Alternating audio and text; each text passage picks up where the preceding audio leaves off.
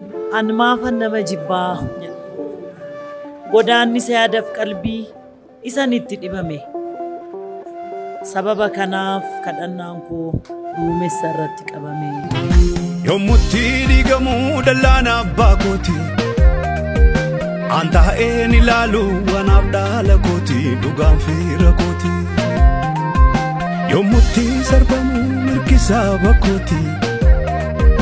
antaa'een ilaalu anaaf qaama kooti dhugaan fiira kooti. Anmaafan nama jibbaa godaanni yaadaaf qalbii isan itti dhibame sababa kanaaf kadhannaan koo duumessa irratti qabame eebba barruu keetirraa kan natti abjuu ta'e siimboof naatoon kee gooftaa buqqa'ee narraa ka'e onneef turuu koo guutuun cubbuudhaan sakaalamee nama jaalachuu didee keessi koo waxalame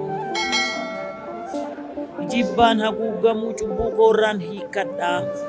tokkoof lama miti arjummaan kee hoo dhibbaa egaati na jaalattee ammaafan nama jibbaa.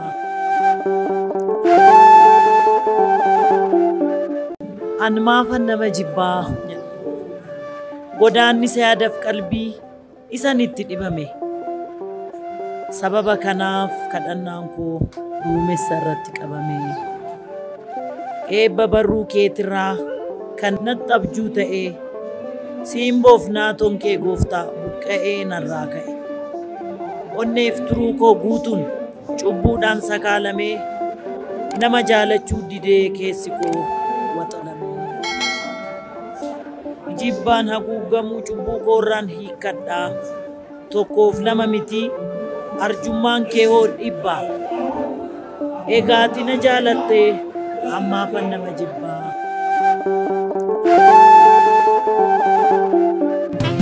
yommutti dhiigamuu dallaana abbaa kooti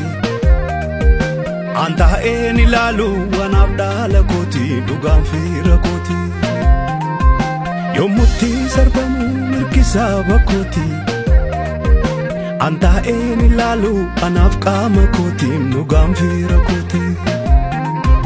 Nam falma, hin kennu na abbaa koo.